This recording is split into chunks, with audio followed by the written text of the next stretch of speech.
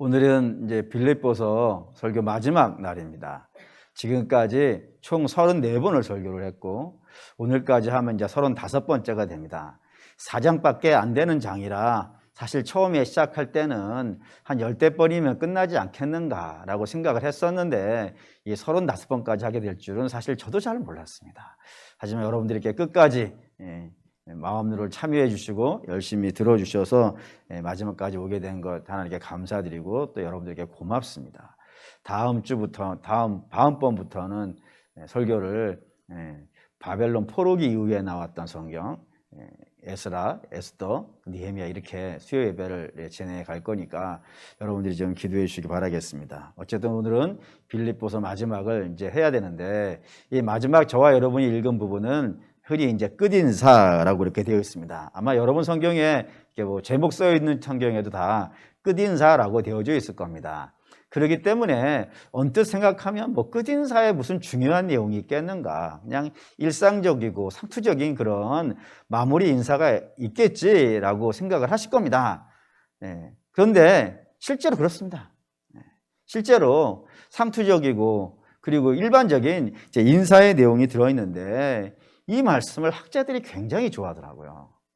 특히 왜 그렇게 좋아하는가 했더니 기본적으로 이 끝인사는 가르치는 목적을 위해서 쓰여진 게 아닌 거예요. 그러니까 다시 말하면 끝인사 앞에 있는 내용은 사도 바울이 빌립보 교회에다가 무언가를 가르치기 위한 그런 내용들이 쫙 기록되어져 있는 반면에 이 마지막 끝인사는 뭔가를 가르치려고 하는 것이 아니라 그냥 사도 바울이 평소에 하던 말을, 평소에 누군가를 만나서 인사할 때 쓰던 말들이 그대로 등장하고 있단 말입니다. 그렇기 때문에 굉장히 개인적이에요. 다시 말하면은 바울이 그 내면에 숨겨져 있는 모습, 그런 모습들이 가장 자연스럽게 등장하는 것이 그냥 일상 아니겠어요? 일상. 뭔가 가림이 없이 그냥 평소에 쓰던 말 툭 던지는 말 속에 저 사람은 평소에 저런 말을 쓰고 저런 행동을 하고 저런 식으로 살아가는구나라는 것이 드러나듯이 사도 바울이 그냥 어떤 특별한 목적을 가지지 않고 평소에 하던 인사를 툭 내뱉었는데 그 인사가 바울의 내면에 숨겨져 있는 그의 진면목이더라 이거예요. 그렇기 때문에 이 말씀을 잘 읽어보면 바울이라는 사람이 평소에 어떤 생각을 갖고 살고 어떤 식으로 표현을 하고 살아가며 그의 인생에 가장 중요하게 여기는 것이 무엇인지가 여기에 다 있기 때문에 성경을 공부하시는 분들은 이 마지막 끝인사 이런 거 굉장히 중요하게 보고 있고 관심 있게 보고 있더라 이겁니다. 그래서 저와 여러분도 오늘 그런 관점에서 바울이라는 사람이 도대체 어떠한 진면목을 가지고 있는 사람인지 그의 내면을 이 끝인사를 통하여서 한번 좀 확인해 볼까 합니다. 먼저는 21절입니다. 21절 읽을게요. 그리스도 예수 안에 있는 성도에게 각각 문안하라. 나와 함께 있는 형제들이 너희에게 문안하고 그리스도 예수 안에 있는 형제들에게 각각 문안하라. 이렇게 되어져 있다 이겁니다. 이걸 같이 좀 생각을 해볼게요. 우리가 생각할 때 사도 바울이라는 사람은 굉장한 사람이죠. 일단은 그가 설교한 모든 내용이 이 시대의 기독교의 핵심이에요. 그러니까 복음이라는 것, 그 복음이라는 것을 체계화시켜가지고 오늘 우리의 기독교가 믿을 수 있는 근간과 테두리를 만드는 사람이요. 이 사도 바울입니다. 그러니 대단한 학자임에 틀림이 없고 또한 그의 삶도 훌륭합니다. 그의 삶도 훌륭해서 그는 종종 이런 말을 써요. 너는 나를 본받는 자가 되라. 이런 말을 누가 쉽게 쓸 수가 있겠어요. 그래서 사도 바울은 그런 말을 쓰는 거로 보면은 그의 삶도 굉장히 본일받을 만한 그런 훌륭한 삶을 살아왔다는 것도 우리가 알 수 있고 또 뿐만 아니라 능력은 어떻겠어요? 대단하죠? 그가 가지고 있던 이렇게 앞치마 그것만 갖다 올려놔도 만지기만 해도 병이 나았기도 하고 심지어는 죽었던 사람이 사도 바울이 와서 기도를 해주면요 살아나기도 하고 귀신이 떠나가기도 하면서 간혹 이런 경우도 있었지 않습니까? 어떤 사람이 예수의 이름으로 귀신을 쫓아내려고 했더니 그 귀신이 뭐라 그랬대요? 내가 예수도 알고 누구도 안다고요. 바울도 아는데 너 뭐냐? 이렇게 이야기할 정도로 사도 바울이라는 사람은 능력도 대단한 사람입니다. 그러니 지금 이 시대가 코로나 때문에 부흥회를 못 하잖아요. 이게 참 안타까운 부분인 중에 하나인데 사도 바울이 지금도 살아있다면 사도 바울이 지금도 살아있다면 뭐 코로나고 뭐고 관계없이 이분 모셔다가 부흥회하고 싶을 만큼 어떤 대단한 분이, 우리가 또 많이 사랑하는 분이 이 사도 바울이면 틀림이 없다 이겁니다. 그런데 사도 바울이 살았던 시대에도 사도 바울이 그런 대접을 받았을까? 그건 그렇지 않다 이거예요. 사도 바울이 살아있었을 때에는 사도 바울을 꼴보기 싫어하는 사람들이 엄청나게 많았어요. 그러니까 얼굴 보는 것도 싫어할 정도로, 그가 말한 거는 고사하고 그의 얼굴 보는 것도 싫어하고 진절머리 내는 사람들이 초대교회에는 꽤 많이 있었다고 알려져 있다 이겁니다. 그러므로 우리 사랑하는 믿음의 성도 여러분, 혹시 여러분들을 누가 그렇게 대한다 하더라도 여러분 낙심하지 마십시오. 예수님도 그런 대접 받았어요. 예수님도 당신의 백성들에게 미움의 대상이 되었었고, 그의 제자인 사도 바울도 그냥 이유 없이 그 사람을 싫어하는 사람들이 굉장히 많았었으니까 우리에게도 그런 사람이 있을 수 있겠지요. 그러니 3분의 2만 여러분 좋아하시면 여러분 훌륭한 분이에요. 담임 목사 여기에 부임하는데 몇 표가 필요해요? 3분의 2만 있으면 돼요. 할렐루야. 3분의 1을 미워하는 거예요. 어디나 그래요. 그러니까 여러분들, 공연히 여러분들 미워하시는 분이 있으면 너무 속상해하지 마시고 실망하지 마시고 그냥 주만 바라보고 계십시오. 그러면 됩니다. 어쨌든 사도 바울의 활동하고 있을 때, 밖에 나가서 감옥에 있지 않고 활동하고 있을 때 그를 비난하던 사람들이, 그리고 또 그가 활동하고 있을 때 뒷짐지고 아무것도 하지 않고 있던 사람들이 사도 바울이 감옥에 들어가니까요, 움직이기 시작한 거예요. 나오기 시작한 거예요. 활동하기 시작한 거예요. 그것도 적극적으로 활동할 뿐만 아니라 사도 바울이 했던 사역을 가로채면서까지 그들이 활동하기 시작한 겁니다. 그러자 사도 바울을 매우 사랑하는 사람도 있지 않냐겠어요. 그 매우 사랑하는 사람들이 너무 속상했어요. 그래서 사도 바울에게 속상함을 표시를 한 거예요. 선생님, 어떻게 선생님이 활동하고 계실 때는 뒷방에 앉아가지고 손가락질이나 하고 험담이나 하고 욕만 하던 사람들이 선생님 감옥에 들어가 있다고 저렇게 열심을 내면서 선생님이 쌓아놓은 모든 털을 허물고 그리고 거기에 자기 털을 쌓는 그런 사람들이 많이 있습니다. 이거 얼마나 속상합니까? 라고 그렇게 억울해하고 있는 제자들이 있었단 말입니다. 그래서 그 사람들에게 이 메시지를 전달해 주기 위해서 이게 쓰여진 거예요. 빌립보서가. 근데 어떻게 가름을 타줬냐면 이렇게 타줬단 말입니다. 이거 보시죠. 빌립보서 1장 15절에서 18절. 빌립보서 1장 15절에서 18절. 읽겠습니다. 어떤 이들은 투기와 분쟁으로, 어떤 이들은 착한 뜻으로 그리스도를 전파하나니 이들은 내가 복음을 변증하기 위하여 세우심 받은 줄을 알고 사랑으로 하나 그들은 나의 매임에 괴로움을 더하게 할 줄로 생각하여 순수하지 못하게 다툼으로 그리스도를 전파하느니라. 그러면 무엇이냐? 거칠애로 하나 참으로 하나 무슨 방도로 하든지 전파되는 것은 그리스도니 이로써 나는 기뻐하고 또한 기뻐하리라. 어떤 사람들이 사도 바울과 함께 복음을 전하는 사람도 있고, 또 어떤 사람들은 사도 바울을 반대해서 그를 미워하는 마음에서 복음을 전하는 사람들도 있기는 있는데 그게 무슨 상관이냐 이거예요. 그게 무슨 상관이냐. 왜요? 전달되어지는 건 누구니까? 어차피 예수 그리스도 아니냐. 그러니 나는 기쁘다라고 이렇게 얘기한 겁니다. 이걸 여러분 잘 이해하셔야 돼요. 그러니까 사도 바울의 제자라고 불리는 사람들이 왜 속상해하고 있는 거예요? 사람들을 둘로 나눴단 말이에요. 어떻게? 바울파냐? 아니면 바울 반대파냐? 이렇게 사람을 중심으로 세력을 나눈 거예요. 근데 사도 바울이 이걸 고쳐주는 거예요. 이 시선을. 어떻게 고쳐주냐면 그리스도냐 그리스도가 아니냐. 저 사람이 나하고 마음이 맞든 저 사람이 나하고 생각이 다르든 그게 무슨 상관이냐. 우리가 함께 예수 그리스도를 전하고 있으면 그 사람이 누구이든지 간에 그 사람이 예수를 믿고 예수님의 복음을 전하고 예수님의 뜻을 따라가고 있다 그러면은 설사 나하고 생각이 좀 달라가지고 성기하는 방식과 활동하는 방식과 뭐 사람을 대하는 방식이 좀 달라가지고 분쟁이 있는 건 사실이지만 그게 무슨 상관이냐. 예수만 전하면 그가 성도 아니냐 이거예요. 동지이고. 그러니 그거에 대해서 너무 속상해하지 말고 어떻게 하라고요?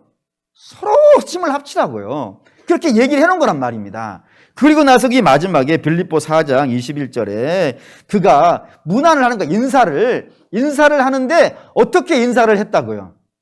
각각이라는 말이 중요한 거예요. 그래서 여기 각각에는 뭐가 들어가냐면 나하고 가까운 사람 들어가겠죠. 근데 나하고 가깝지 않은 사람이요. 들어간다 이거예요.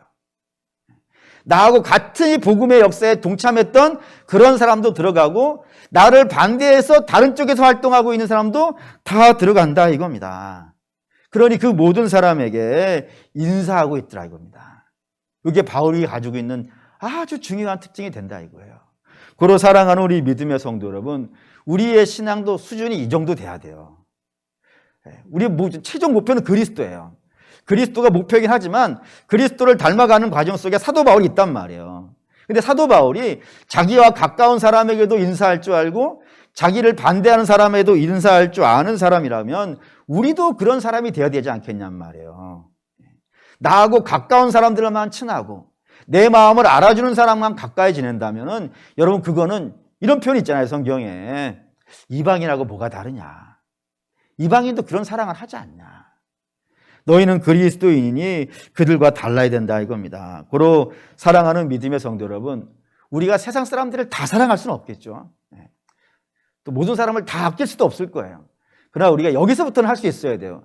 한 주님의 교회를 섬기고 한 예배당에서 사랑하고 주님을 섬기고 교회를 섬기는 성도들이라면은 설사 나를 별로 이렇게 안 좋아하는 사람이 있다 하더라도 좀 웃어줄 수 있고 기도해 줄 수 있고 또 이렇게 양보해 줄 수도 있고 섬겨줄 수도 있고 저 세상 끝에 있는 사람까지는 못한다 하더라도 주께서 모아놓으신 교회 안에 있는 성도들에 대해서만큼은 또 그렇게 할 수 있어야 될 거라 믿습니다.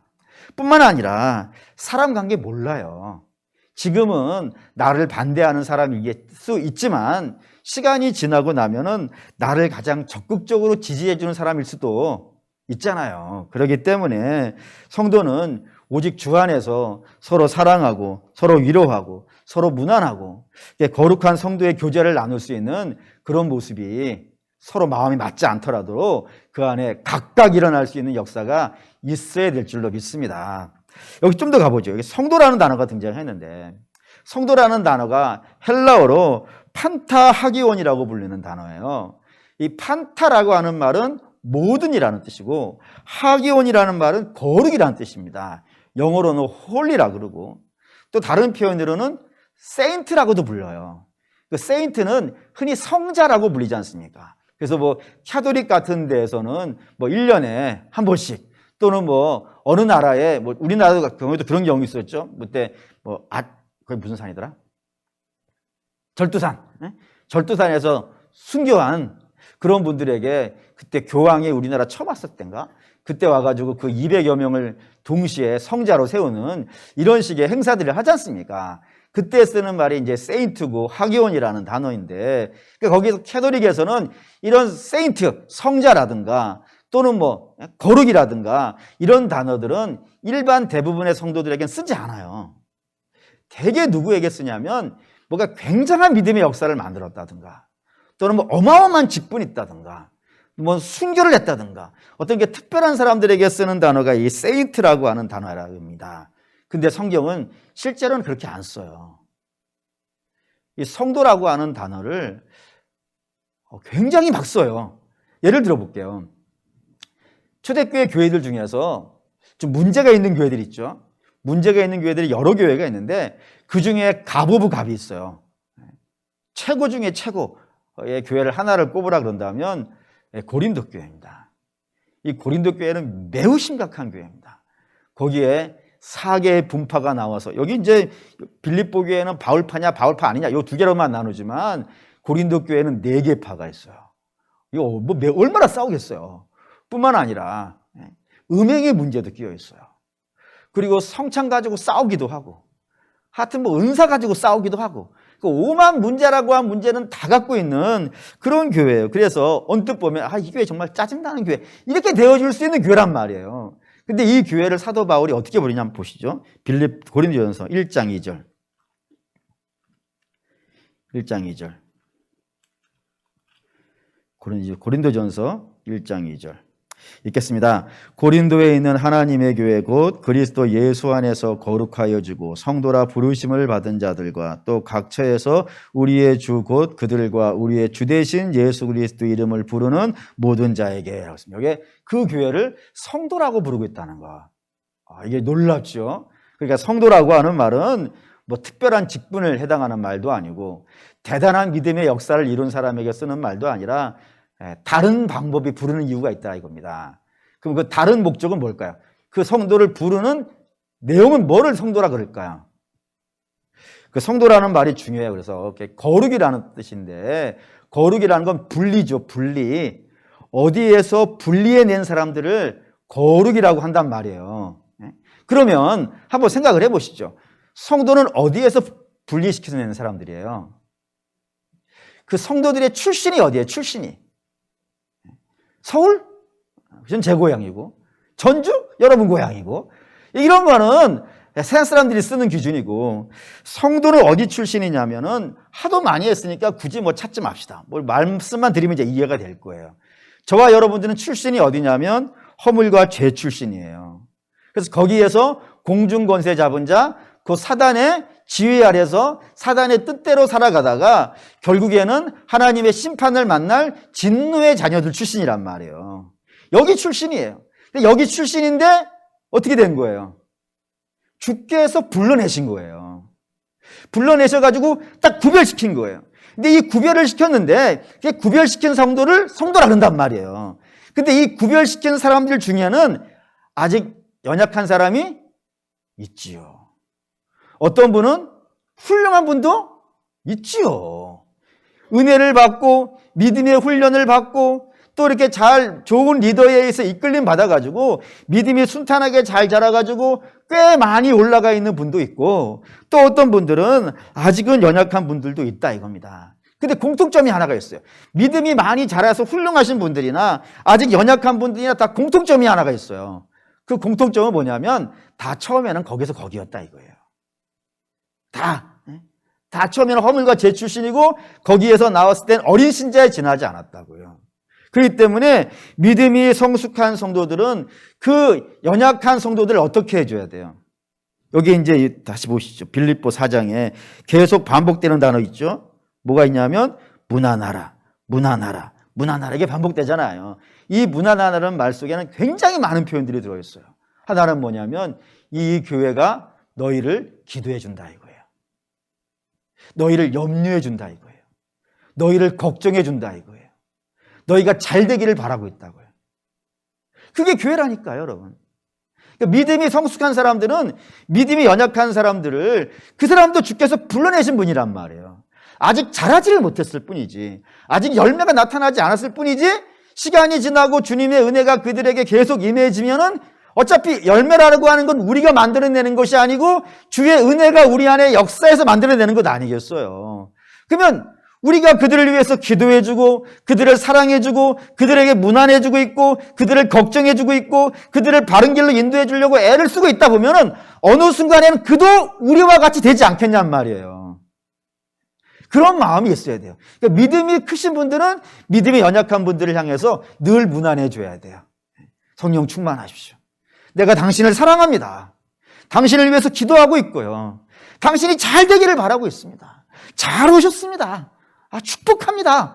이런 것들을 여러분 무난이에요. 무난. 그 무난을 믿음이 강한 분들이 계속 해줄 수 있어야 돼요. 반면에 믿음이 연약한 분들은 어떻게 해야 될까요? 성장해야겠죠. 어떻게 해요? 배워야 돼요. 배워야 돼요. 누구한테요? 먼저 믿은 자들에게, 이미 충만한 자들에게 배워야 돼요. 예를 들어서 여호수아가 누구 따라다녀요? 모세 따라다녀요. 여호수아의 직업이 성경에 쓰여 있어요. 뭐라고 했냐면 시종이라고 했어요. 시종. 시종은 뭐 하는 사람이냐? 요즘식으로 표현할게요. 요즘도 이런 사람은 없는데 어쨌든 꼭 한 20, 30년 전에 이런 분들이 많았어요. 사실은 제가 그거 했어요. 우리끼리니까 어디가 딴 데 가서 얘기하지 마시고 양태현 목사님 지나다니면 제가 가방 들고 다녔어요. 그래서 뭐 차 운전하고 다녔고 비서도 했고 뭐 그랬어요. 뭐 식당 가신다 그러면 몰고 가서 뭐 모임 갈 때 가 있고 밖에 나가서 기다리고 있고 다 이거 했어요. 그게 시종이에요, 시종. 여호수아가 그거 했어요. 모세가 성소 안에 들어가서 기도하고 있으면 밖에 앉아서 기다리고 있는 거예요. 그런 식으로 또 디모데는요, 바울 따라다녔다니까요. 그러면서 믿음이 강한 분들에게서 배우는 거예요. 그래가지고 소원을 품는 거죠. 나도 얼른 커가지고 어떻게 하고 싶은 거예요. 모세처럼, 바울처럼. 이게 여러분 자연스러운 거예요, 여러분. 모든 생명체에게 자연스러운 거예요. 마치 여러분도 그랬을 것이고 여러분의 자녀도 마찬가지일 겁니다. 그 어린 자녀들이 소원이 있잖아요, 소원이. 그 소원이 뭐예요? 제 1번 소원. 어린 자녀들의 1번 소원. 어른 되는 거지, 뭐예요. 그래서 빨리 커가지고 어른 되고 싶어요. 그래서 아빠처럼, 엄마처럼 저렇게 살고 싶어 하는 마음 있지요? 있어요. 그게 자연스러운 거예요. 모든 생명체에는 성장하고 싶은 욕구가 있어요. 그럼 믿음 안에서도 마찬가지입니다. 여러분, 우리 지금 믿음이 제대로 들어가고 있다 그러면은 믿음이 막 무럭무럭 자라서 저분처럼 되고 싶어요. 그냥 직구로 하죠. 우리 목사님처럼 되고 싶어요. 할렐루야. 상처받았어요. 아멘이 없어, 여기서. 그렇다 이겁니다. 잘하고 싶어요. 연약한 거 싫어요. 나도 기도하고 싶어요. 1시간, 2시간씩 하나님 앞에서 기도하고 싶고, 성경책 읽으면 저게 저런 얘기였네? 옛날에는 몰랐는데, 나도 그냥 읽으면 저렇게 알면 얼마나 좋을까? 나도 저 사람에게 가서, 복음질 한번 전해보면 얼마나 좋을까? 내가 성경 펴가지고 좀 가르치고 인도해봤어 얼마나 좋을까? 이게 당연한 거란 말이에요. 이게 당연한 것이 있어야 돼요. 그래서 연약한 분들에게 그런 마음들을 품어야 돼요. 근데 간혹 말이죠. 어떤 분들 중에 이런 분들이 있어요. 나는 연약한 이 상태가 좋아. 난 여기 만족해. 나는 그냥 교회만 이렇게 다니는 이게 그냥 좋은 것 같아. 여러분, 그거는 속는 거예요. 누구한테 속는 거예요?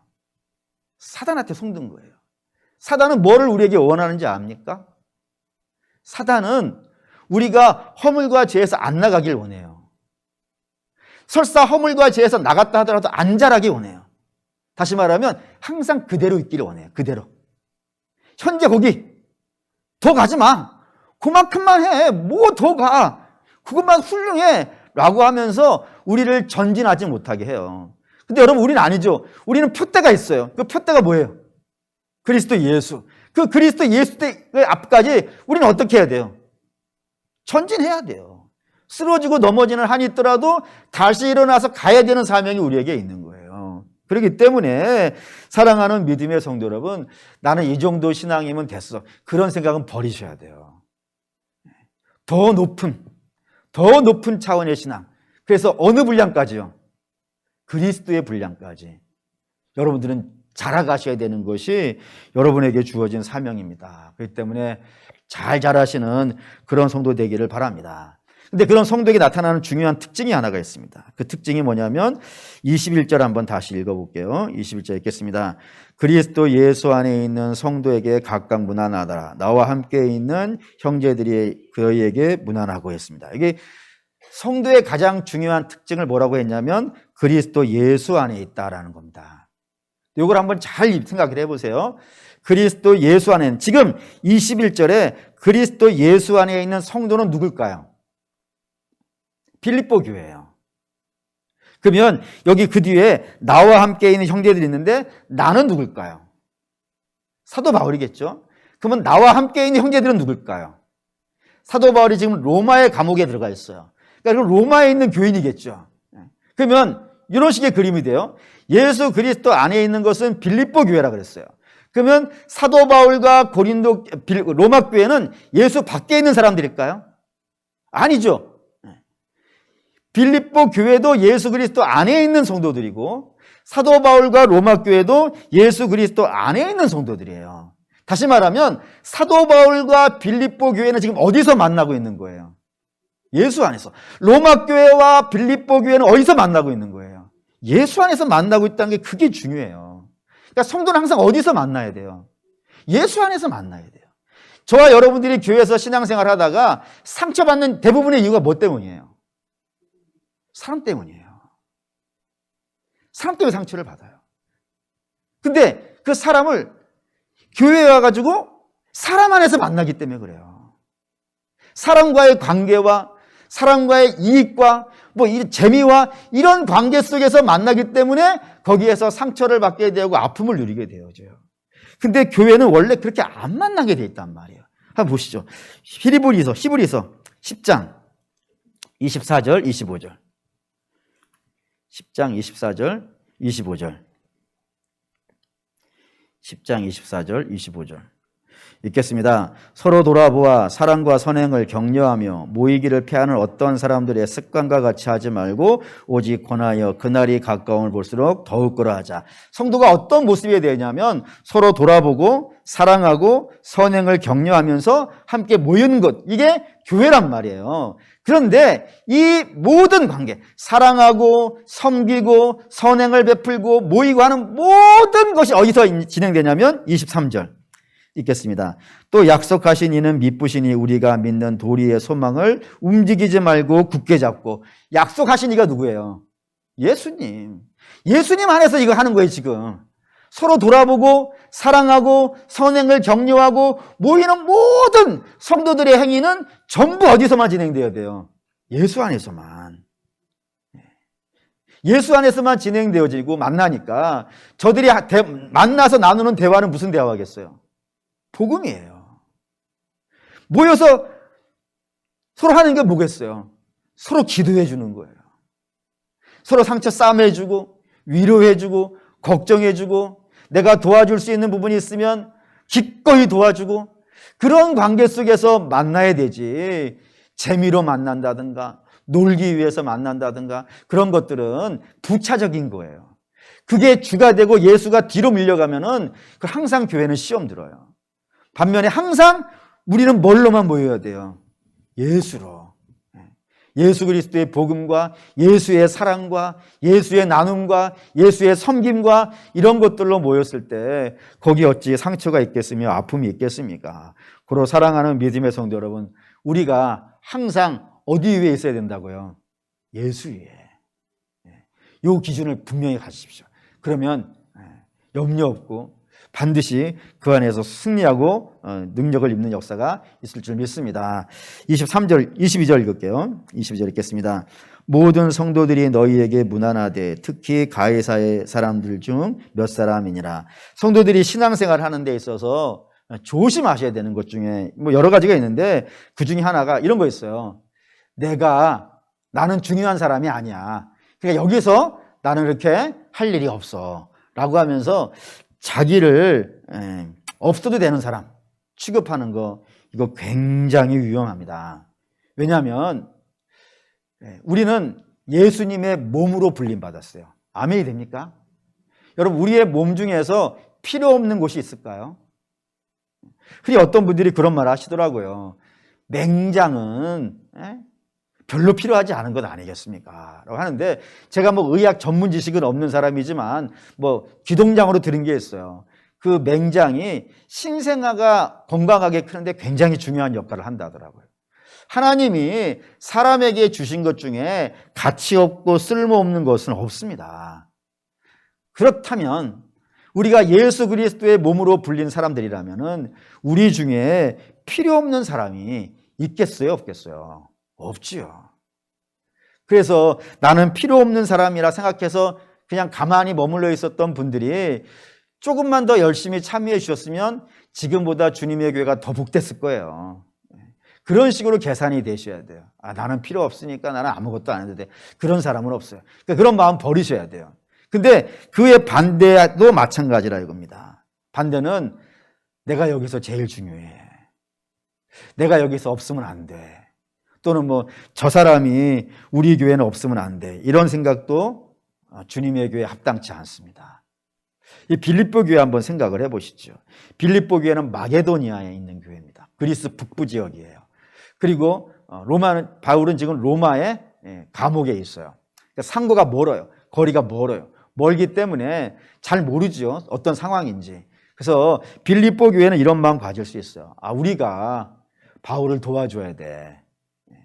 이런 마음 가질 수 있겠죠. 그리고 이런 마음 갖는 거를 사도는 굉장히 잘했다 간단 말입니다. 왜냐하면 너희가 이제 복음에 참여할 수 있는 사람이 되었으니까 아주 잘했다라고 칭찬을 한다 이거예요. 그런데 이 마음이 너무 커져서 사도 바울은 우리가 돕지 아니하면 아무것도 못해. 이런 마음이 든다든가. 교만한 마음이죠. 뿐만 아니라 사도를 우리가 계속 도울 수 없는데 어떻게 하는가 하면서 부담을 갖는 것. 이거는 두 개 다 신앙생활 하는 데 있어서요. 도움이 안 된다 이겁니다. 왜냐하면 교회는 누구 거니까? 교회는 우리 주님의 것입니다. 그러니까 주님이 담당하시고 주께서 운행하세요. 그렇기 때문에 이스라엘에게 모세가 없어도 이스라엘이 가나안 들어가는 데는요. 아무 지장이 없어요. 그리고 사도 바울이 없어도 대한민국에 복음이 전해지는 데는 있어서는요.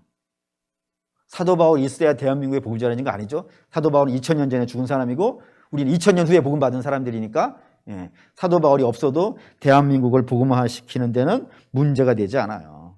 그러니 복음은 내가 없으면 안 되는 그런 게 아니라 내가 복음에 참여한 거예요. 참여해서 그 복을 받은 거예요. 그러니까 모세는 출애굽기에 자기가 참여했기 때문에 하나님께 복을 받았어요, 자기가. 바울은 복음에 자기가 참여했기 때문에 하나님께 복을 받은 거예요. 그러니까 내가 참여해서 복을 받는 것이지 내가 거기에서 뭐 하나님이 득되는 것 사실 있지 않더라 이겁니다. 그러니까 오늘 본문도 마찬가지예요. 여기에 고린도 교회가 빌립보 교회가 우리가 사도 바울을 안 도우면 어떡하는가? 우리가 사도 바울 도우는 게 부담스러운데 이게 걱정하고 있을 문제가 아니라 이거예요. 왜냐하면 주께서 여기에 너희가 돕지 않아야 해도 도울 사람들을 예비해 놓으셨단 말이에요. 특히 여기 이제 뭐라고 되어 있냐면 거기 모든 성도들이 문안을 하는데 나와 함께 있는 교회가 누구예요? 로마교회. 로마교회는 바울이 개척한 교회가 아니에요. 다른 사람이 누가 세웠는지도 몰라요. 그냥 이름 없는 사람이 가서 세웠어요, 그냥. 그리고 자기들끼리 복음 나누고 있었는데 그 복음이 연약하니까 사도 바울이 로마서를 보내준 거예요. 그걸 보고 은혜를 받아가지고 로마교회가 사도 바울이 갔을 때는 어느 정도 규모가 됐단 말입니다. 그래서 그 교회가 사도 바울을 거기서 뒷바라지 하고 있을 때니까요. 근데 뿐만 아니라 로마교회만 도웠던 것이 아니라 여기에 누구도 도왔다고요? 가이사의 지배 사람. 가이사는 우리식으로 말하면 왕이에요. 그럼 당시 사도 바울이 로마 감옥에 있었을 때 로마의 왕이 누굴까요? 네로예요. 그러니까 네로의 집안 사람이 바울을 돕고 있는 거예요. 놀랍지 않습니까? 하나님은 당신의 일을 하시는데 막힘이 없어요.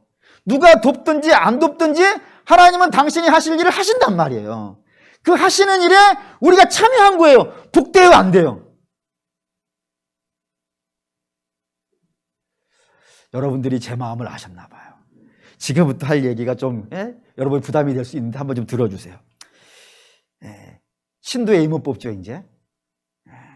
신도의 임무 뽑는데 어느 분들이 그런 분이 우리 교회는 없을 거라 생각하지만 만에 하나 내가 이거 뽑으면 안 되는데 걱정되시는 분 계신가요? 사실 저는 그런 분들의 마음이 이해가 돼요. 왜냐하면 제가 그래 봤어요.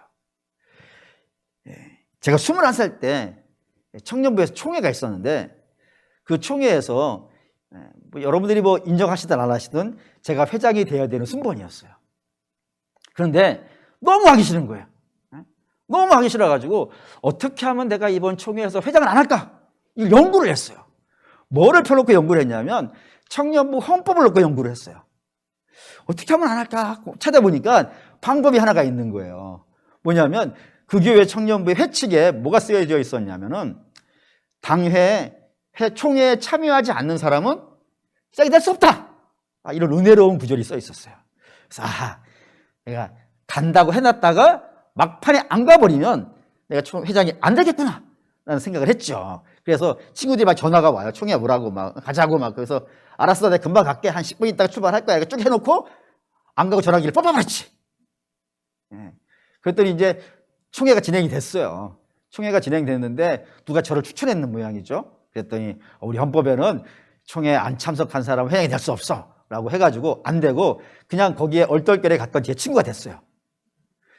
총회 끝나고 집에 한 10시쯤 됐는가 시꺼먼 얼굴로 와가지고 찾아와가지고 제 목을 졸랐어요. 네가 온다고 해놓고 왜 안 왔냐고 막. 그래서 내가 했다고 그래서 막 엄청 짜증을 내는 거예요. 죽이니 살리니 그랬어요. 그래서 내가 잘 도와줄 테니까 열심히 하도록 해 라고 했죠. 근데 그 친구가 5개월 만에 사임을 하고 군대를 간다고 사임을 했어요. 하하. 그래서 다시 했죠. 그리고 결국엔 끌려가 제가 했어요. 근데 놀라운 소식을 알려드릴게요. 그 친구가 군대를 저보다 늦게 갔어요. 제가 총회 끝나고 12월 달에 갔고 그 친구 그 다음 해 1월 달에 갔어요. 샤실에서 그만둔 거예요. 그러니까 어쨌든 제가 왜 이게 하기 싫었냐면 대학도 못 갔고 집안에서도 반대가 심하고 교회가 신앙생활 하는 거에 대해서 반대가 워낙 심해가지고 또 뿐만 아니라 제일 중요한 게 있어요. 능력도 없고 믿음도 별로고 나 같은 사람이 청년부 회장을 하면은 청년부가 되겠는가. 그러니 안 하는 게 낫지라고 해가지고 안 했어요. 그런데 이제 됐어요. 됐는데 뭐 참 이거 어떻게 하나 난감했었는데 하나님께서 저를 도울 사람들을 이미 세워놓으셨더라고요. 그래서 부회장이 누가 됐냐면 어느 날 갑자기 등록한 신학생이 부회장을 했어요. 그리고 총무를 누가 했냐면 교회 등록한 지 얼마 안 되는 자매인데 그 자매 대단한 사람이에요. 얼마나 대단하냐면 그때부터 시작해서 지금까지 청년부 사역하고 있어요. 여기서 벌써 한 30년 됐는데 대단한 사람이에요. 그런 사람이 총무를 했어요. 그래서 제가 잘했을까요? 못했을까요? 네, 잘했죠. 제가 잘한 게 아니고 제 팀이 워낙 잘했어요. 그래서 뭐 수련회 역사에서 맨날 10명, 20명 가던 수련회였는데 한 80명 가고 막 그랬어요. 저는 가서 찾고. 어떻게 됐다 이겁니다. 하나님이 당신이 하실 일을 다 준비하고 하세요. 우리는 거기에 참여하는 거예요. 그러니까 참여한 자가 복이 있어요. 그러니 여러분 기도하세요. 그냥. 제가 하면 어떡할까 이런 염려하지 마시고 아니 하나님이 하라면 하는 것이고 하나님 하지 말라면 안 하는 것이고 할렐루야. 아멘이 그럴 거라고 생각을 했어요. 하지만 사실입니다. 그렇죠? 빌립보 교회가 안 해도 그만이에요. 하나님 다 예비되어 있으니까. 하지만 그가 참여함으로 인하여서 그가 복을 받았어요. 빌립보 교회가 복을 받았다라고 되어 있습니다. 고로 우리 사랑하는 믿음의 성도 여러분, 하나님 사실 교회 일 어려워도 괜찮아요. 어려우면 겸손해져요. 힘들면 기도하게 되어져요. 잘 되면 찬송 부르게 돼요. 그러니까 잘 되든 못 되든 그거는 사실 저는 굉장히 중요한 문제가 아닙니다. 제가 중요하게 여기는 것은 여러분들이 참여해서 여러분들의 믿음이 자랐으면 오케이입니다. 훌륭한 겁니다. 그러니 여러분 기도하고 계시다가 하나님 가급적이면 저를 안 불러주시면 좋겠습니다. 근데 불러주신다면 두려움 갖지는 않게 해주십시오. 하나님께서 역사해 주실 믿습니다. 이런 기도를 하시면서 기다리실 수 있으시기를 주의 이름으로 축원합니다. 어쨌든 이렇게 해서 중요한 내용을 끝냈단 말이에요. 그리고 이제 마지막 결론을 내립니다. 23절 읽을게요. 주 예수 그리스도의 은혜가 너희 심령에 있을지어다. 이게 제일 중요해요. 왜냐하면 지금까지 사도 바울이 여러 말을 했습니다. 근데 여러 말을 많이 하는 게 중요한 거예요? 아니면 한 말을 지키는 게 중요한 거예요? 지키는 게 중요해요. 근데 이걸 어떻게 지키냐는 말이에요. 우리가 어금니를 꽉 물고 배에다 힘을 꽉 주고 눈을 이렇게 불알이 뜨고 하면 지킬 수 있냔 말이에요. 그렇게 지켜지는 것이라면 얼마나 좋겠습니까? 하지만 하나님 말씀은 그렇게 지켜지지 않아요. 하나님 말씀을 지키려면은 단 하나의 방법밖에 없다고 되어 있습니다. 그 단 하나의 방법이 뭘까요? 은혜가 있어야 돼요.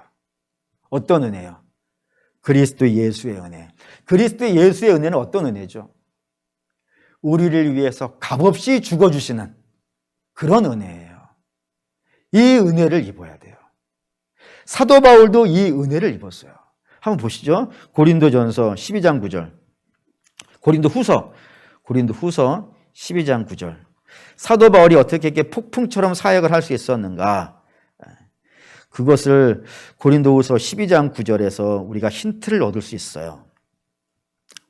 고린도후서 12장 9절 읽겠습니다. 나에게 이르시기를 내 은혜가 내게 족하도다. 여기까지. 내 은혜가 내가 족하도다 이거예요. 하나님께 사도 바울에게 계속 은혜 부어주신다고요. 그 은혜가 이미 충만하기 때문에 그 힘이 있는 거예요. 그 힘이. 그러니까 성도는 이 힘이 있어야 돼요.